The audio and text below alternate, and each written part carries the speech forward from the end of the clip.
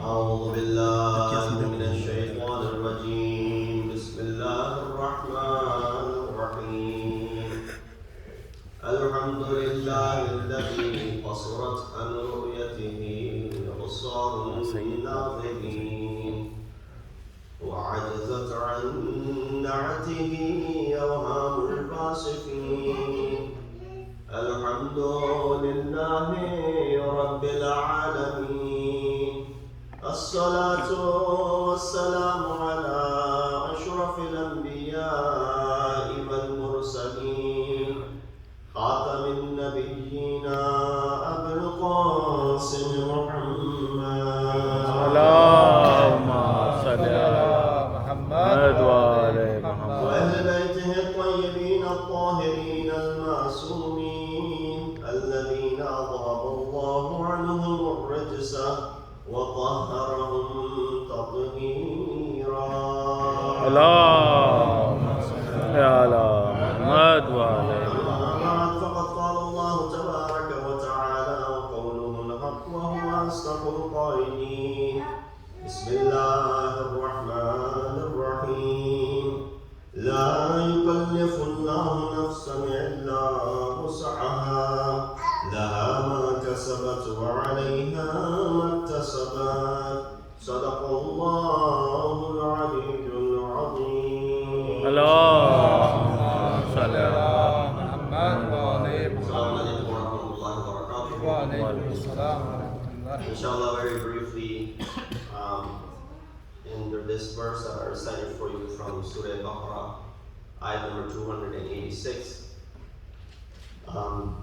in regards to our fifth Imam for which we have gathered to commemorate the Shadat of Imam Muhammad al-Baqir alayhi salatu wassalam. اللهم صل على محمد وآل. Condolences to all the mu'mineen and mu'minat, as well as Imam of our time, Imam Mahdi, Ajalallah ta'ala. اللهم صل على محمد وآل محمد. Indeed, it is difficult when we look at the grave of this Mazloom Imam in Baqir and how we feel and what our emotions are, and then every day when Imam of our time sees the grave of his Jad in Baqir, in that halat which it is in now. As I mentioned, inshallah, Molana will address after me in details and in depth with the Masjid, and Tabut will be brought out towards the end, so make sure that you're here for the ziyarat. Tabarrukan, I recited this ayat in which Allah subhanahu wa ta'ala addresses by saying that La yukallifu Allahu nafsan illa wus'aha. Allah subhanahu wa ta'ala does not burden a soul beyond its ability. That which is your ability, that amount which you are capable of bearing as far as the weight is concerned, Allah subhanahu wa ta'ala is not going to place more weight upon you. And then he says, Laha ma kasabat wa alayha ma iktasabat. Every soul receives whatever it gains and is liable for whatever it does. With that said, some people might argue and say, Molana, we know that many have suffered a great deal. We know many of our family members who are struggling and suffering, going through so much difficulty. If I had faced that much difficulty, I don't know what would happen to me. And that is the reason Allah did not place that difficulty onto you. That is the reason the person that you see and you feel pity for, that is facing all the difficulties, the reason is that that person is capable of bearing that pain. They have the ability to bear that pain. That is the reason Allah subhanahu wa ta'ala is testing them. Otherwise, you and I, if we were capable, then we would have been tested by that. So therefore, one rule of thumb is clear. The one who suffers the most is not the one who is most unfortunate in the world. The one who suffers the most is the one who is more capable of bearing the pain in the sight of Allah subhanahu wa ta'ala. And from that aspect, no one suffered more than our Ma'asumeen. No one suffered more than the Prophet of Islam, Hazrat Muhammad Mustafa. Salli ala Muhammad wa ali Being Muhammad. born and coming into this life as an orphan. Just imagine the musibah of Rasulullah, that being born as an orphan. Allah said to him that we want you to understand the pain of the orphans and those who are without parents. So we're going to raise you as one. We're going to raise you as one.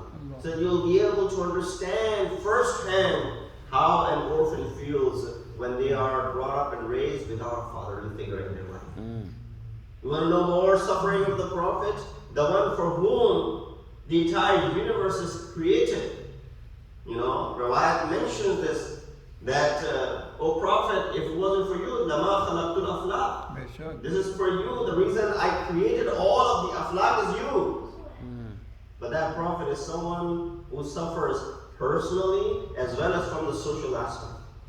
One of the struggles of the Prophet that you see in the very beginning of his life is what? That he loses his sons in infancy. Losing a child is not an easy thing. And that too, not one, not two, three sons of Rasulullah die in their infancy. So the Rasulullah is capable of showing that he is able to bear the pain. Thus the ayat of Quran says, La yukallifu Allahu nafsan illa wus'aha. No soul is burdened more than they're capable of bearing that burden. And similar is the case when it comes to our fifth Imam.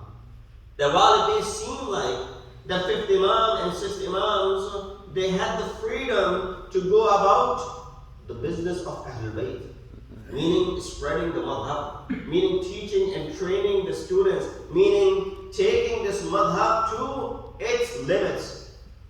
No other Imam had that ability. No other Imam had that opportunity. You look at the time of first Imam, you look at the time of second Imam, you look at the time of Imam Hussein, Syed al-Shuhada, and fourth Imam. In between all of that has the most difficult and the daunting task. But then things become easier for our fifth Imam and of course for our sixth Imam. But that does not mean that Imam Islam is not facing inner struggles. There's a mention that Imam too lost a son in infancy. One of the Jawari in the house of Imam dropped Imam's son and he died right away. At this moment, usually what the masters do to their slaves, they would punish them. They would go ahead and put them to task. What does Imam Islam says? Imam Islam says, Anti hurra li wajhillah. You are free for the sake of Allah subhanahu wa ta'ala. Why? These are the individuals whose lifestyle is uswatun hasana for us. When a musibah comes upon them, they don't show jaza or faza. They don't start complaining. Rather, they embrace that struggle wholeheartedly. Allah subhanahu wa ta'ala chose me for this. This is happening for a reason and a purpose. Therefore, I'm going to go ahead and embrace this. I'm not going to go ahead and fight with it. Imam is similar in this regard to the Prophet. Remember when the Prophet went to Taif, how he was treated with? There's a person from Sham who comes to the town of Imam. And there's a generation in Sham who was brought up and raised, swearing and cursing upon Amir al-Mu'mineen. So the people of Sham think that they are like this. Ahl-e-Bait, a'udhu billah, are like this.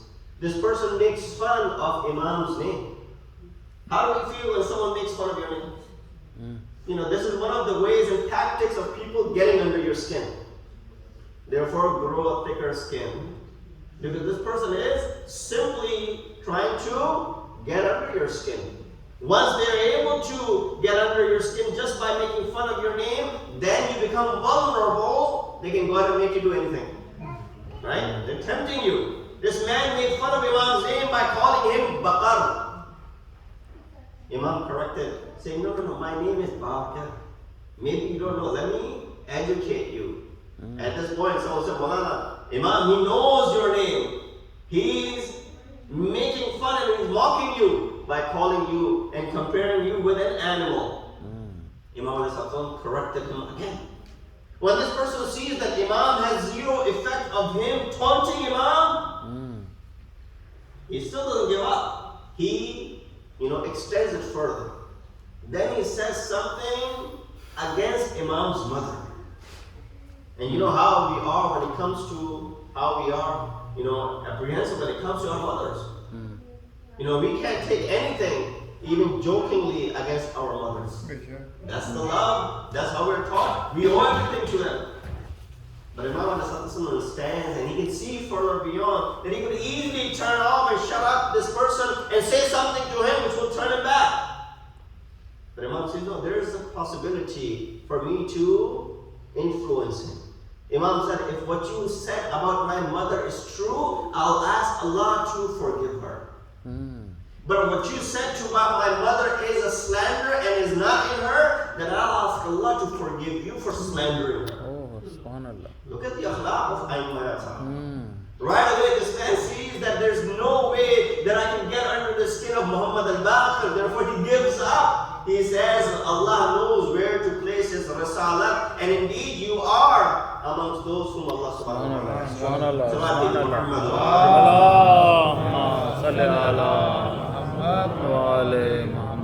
In the brief time that I had, I wanted to mention a few aspects of Imam's life. Of course, there's ibadah of Imam. Of course, there's zuhud and the asceticism of Imam.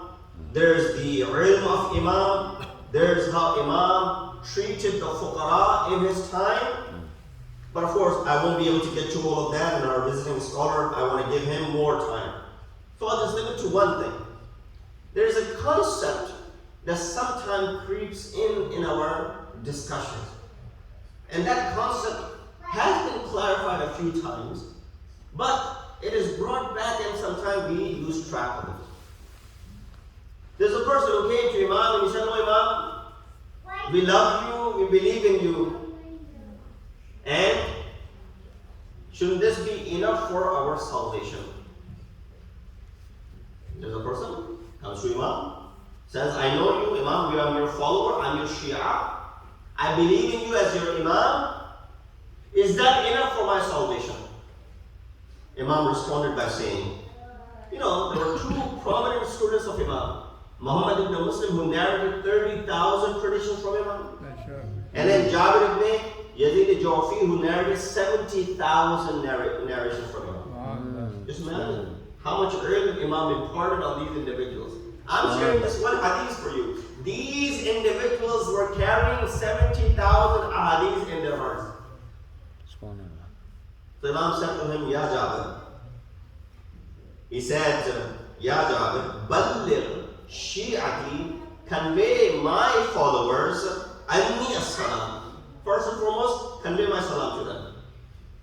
You know how Rasulullah conveyed his salam through Jabir ibn Abdullah to Imam al-Baqir?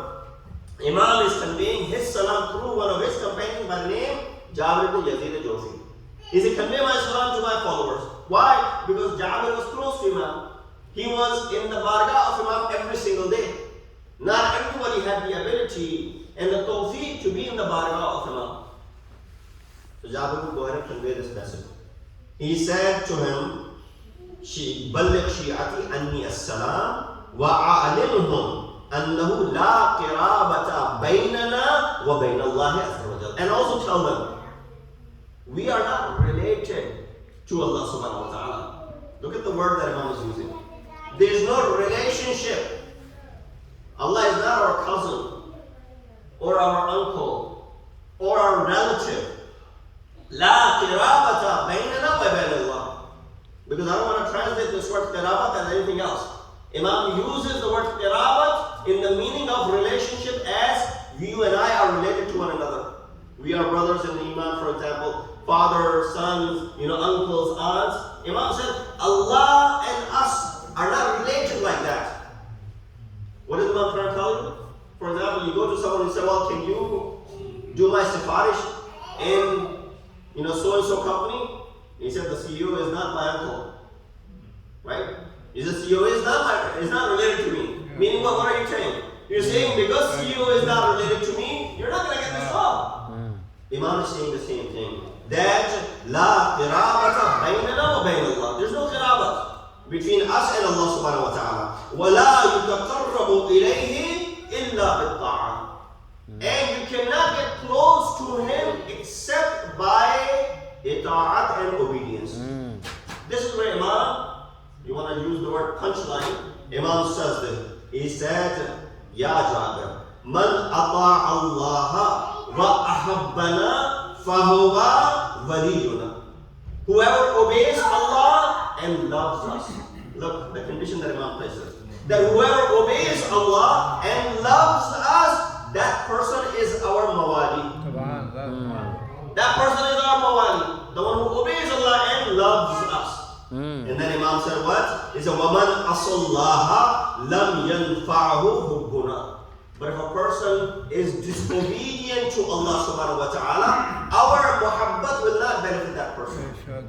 These are the words of Imam Baqir. I'm not sitting here being labeled as muqassir. Now look, Hubbi Ahl-e-Bait is enough. And it should be enough to take us part. Imam is saying this, that if you want to be really called our mawali, you need to obey Allah and then at the same time love us. In fact, if I can say it in my own words, you cannot love Imam Ma'asum and not obey Allah subhanahu wa ta'ala. The condition to obey, the condition to love Ahl-e-Bait is that you are obedient to the commands of Allah subhanahu wa ta'ala, and these things go together and hand in hand. Sallallahu Muhammad wa ali Muhammad.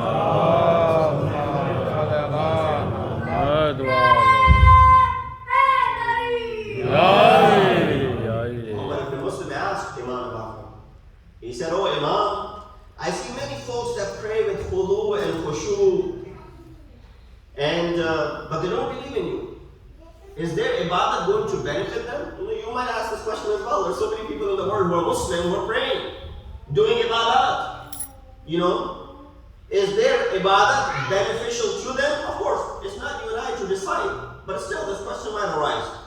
Imam responded by saying, Imam gave an example of the family of Bani Israel. So where everyone worshipped for 14 nights, after that their du'as were accepted. Everyone's dua was accepted except one person. Hazrat Isa said, Oh Allah, why this person's dua was not accepted?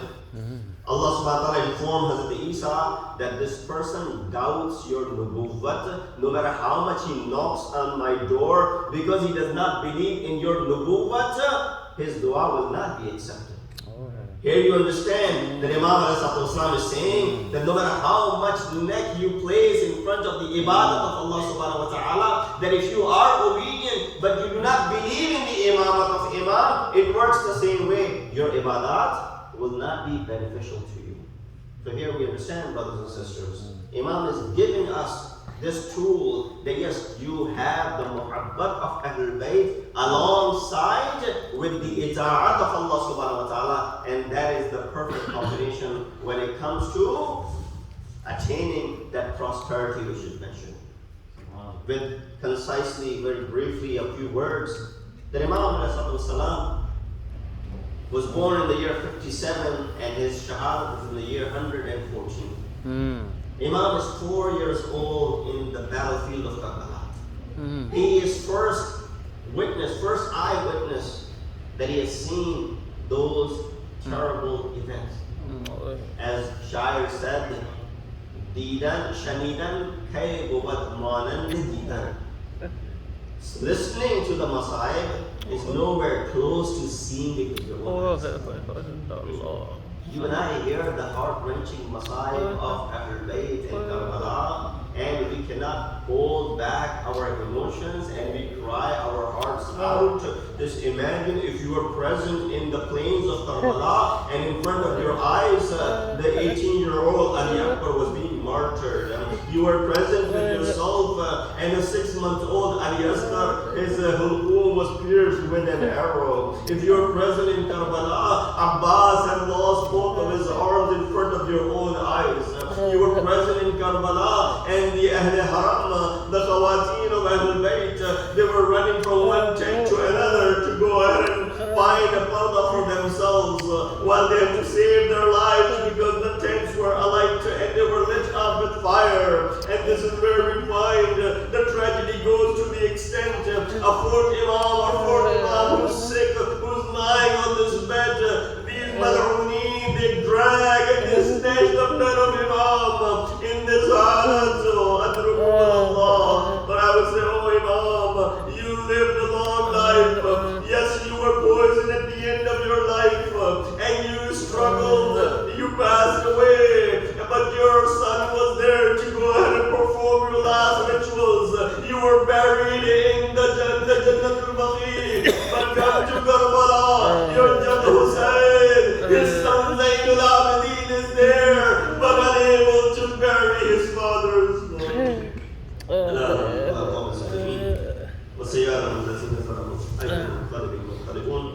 إنا لله وإنا